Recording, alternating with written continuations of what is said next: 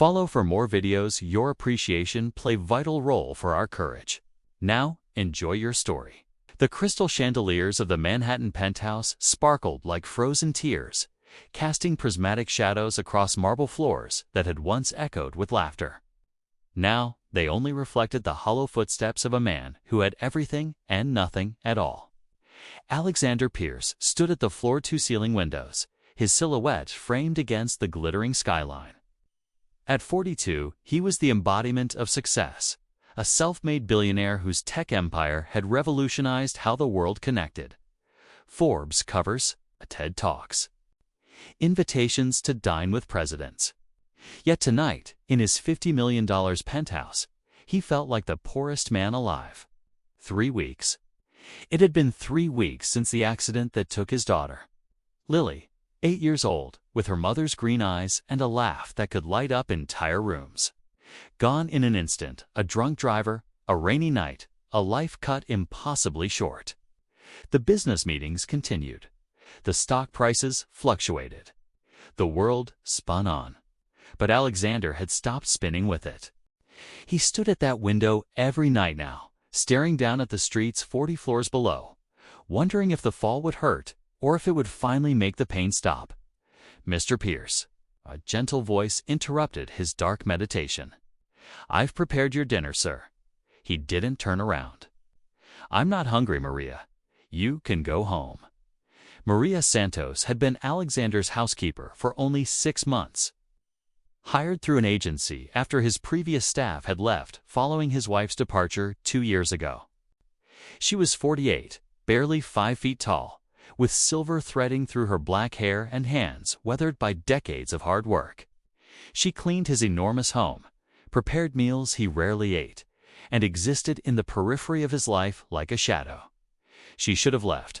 Her shift had ended hours ago. But something in his posture, the defeated slump of shoulders that once carried empires, made her pause. "Mr. Pierce," she said quietly, "I lost my son 12 years ago." Alexander finally turned, surprise flickering across his grief-stricken face. In 6 months, Maria had barely spoken beyond necessary pleasantries. Now she stood in the doorway, her uniform pressed and clean despite the late hour, her dark eyes holding a sorrow that mirrored his own. "He was 16, Maria continued, stepping into the room uninvited for the first time ever. "Miguel. He was walking home from school when a stray bullet from a gang fight found him. Wrong place, wrong time. They said he died instantly." Alexander's throat tightened. "Maria, for a year, I wanted to die too," she said simply.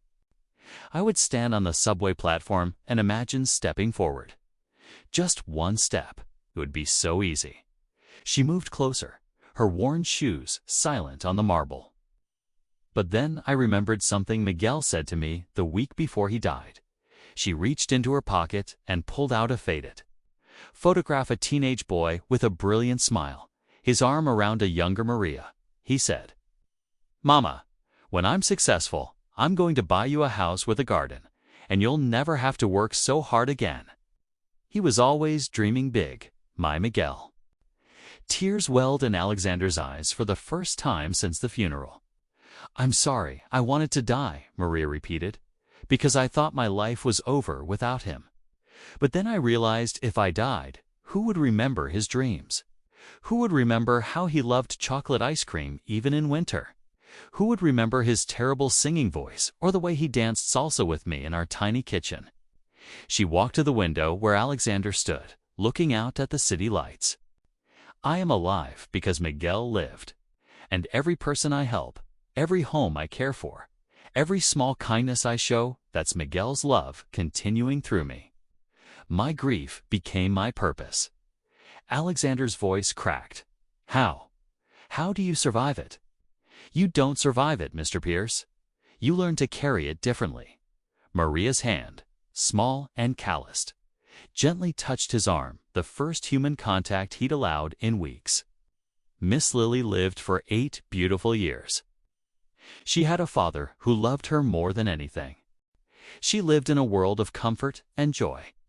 Some children don't get even 1 day of that kind of love. I gave her everything except time, Alexander whispered. "I was always working, always building the next thing. I thought I had forever to be the father she deserved. But you were her father. That's what matters." Maria guided him away from the window, toward the dining room where she'd set a simple meal. "Come. Sit. Let me tell you about the time Miguel tried to cook me dinner for Mother Este and nearly burned down our apartment." Over the next weeks, something shifted in that opulent penthouse. Maria stayed later each evening, not cleaning, but simply being present. She shared stories of Miguel, his mischievous grin, his dreams of becoming an engineer, his kindness to stray animals, and gradually, Alexander began to share stories of Lily. She wanted to be a veterinarian, he said one evening, a ghost of a smile touching his lips, but also a princess and a scientist. She couldn't decide, so she said she'd be all three. "Then she will be," Maria said firmly. "Through you." She showed him the foundation she'd started with money she'd saved over years. A scholarship fund for underprivileged kids in Miguel's name. 3 students had graduated college because of her sacrifice. "I make $18 an hour, Mr. Pierce," she said. "But that money has changed 3 lives." Imagine what someone with your resources could do in Lily's name. The idea took root. Alexander, who hadn't opened his laptop in weeks, began to work again, but this time not for profit or prestige. He created the Lily Pierce Foundation for Child Safety and Advocacy. He funded programs for children who'd lost parents. He lobbied for stricter drunk driving laws. He built playgrounds in underserved neighborhoods, beautiful spaces where children could dream and play, just as Lily had. Maria stood beside him through it all, this humble housekeeper who became his unexpected angel. She helped him sort through Lily's room, not erasing her memory, but honoring it. They donated her toys to children's hospitals, her books to libraries, her clothes to families in need. "She's still here," Maria whispered as they packed the last box. "In every child who reads her books, plays with her toys, benefits from your foundation. She's alive in all the love you're spreading." 6 months after that dark night at the window, the penthouse felt different. There was still grief. Grief never truly leaves, but there was also purpose. Alexander's eyes had regained their light, not the harsh glint of ambition, but the warm glow of compassion. He'd learned Maria's story in full, how she'd emigrated from El Salvador at 20, worked 3 jobs to support her son, lost him to senseless violence, and chose every single day to keep living, keep loving, keep serving. "Maria," he said one evening, "I need to tell you something." He placed an envelope on the kitchen counter. "I tried to die that night. I was seconds away from opening that window. You saved my life." She smiled softly. "God puts us where we need to be, Mr. Pierce. I've set up a trust for you. Enough that you'll never have to work again. Enough to expand Miguel's scholarship fund to help hundreds of students. Enough to buy that house with a garden he dreamed of giving you." Maria's eyes filled with tears. "Mr. Pierce and I've created a position at the foundation. Director of Community Outreach. If you'll accept, I'd be honored to work alongside you, to help more families like ours find hope after loss." She took his hands in her small, strong ones. "We'll help them together." The Lily Pierce Foundation Gala was held in the same building where Alexander had once hosted lavish parties for business associates. But tonight, the ballroom was filled with children from the programs they'd funded, parents who'd lost children and found community, and volunteers who'd been touched by Lily's legacy. Maria stood on the stage in an elegant dress, no longer a housekeeper, but a director, an advocate, a voice for the voiceless.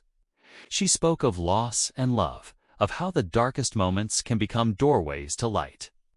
Alexander watched from the audience, tears streaming freely down his face, tears of sorrow, yes, but also of gratitude. The woman who others might have overlooked, who cleaned toilets and mopped floors, had saved his life with nothing but her presence and her story. After the event, they stood together on the balcony, looking out at the city that had witnessed both their deepest sorrows and their healing. "Do you still think about that night?" Maria asked quietly. Every day, Alexander admitted. But now I think about it differently. I think about how close I came to missing all of this. Missing the chance to honor Lily properly. Missing the chance to know you, truly know you. Missing the chance to help these children, and Miguel and Lily. They're dancing together somewhere, Alexander said with certainty. Probably laughing at how their families found each other. Maria smiled, looking up at the stars. Yes, I think so too. The millionaire and the Maid, two broken souls who found wholeness not in wealth or status, but in shared grief transformed into purpose. In a world obsessed with glamour and success, they discovered the most precious truth, that sometimes salvation arrives not in grand gestures, but in quiet acts of presence. In stories shared over simple dinners, in the courage to say, "I understand your pain because I've carried my own." Alexander had learned that his true wealth was uncaned, measured in billions, but in the children who would grow up safer, the families who would find support in their darkest hours, and the knowledge that Lily's brief, beautiful life had sparked a light that would shine for generations.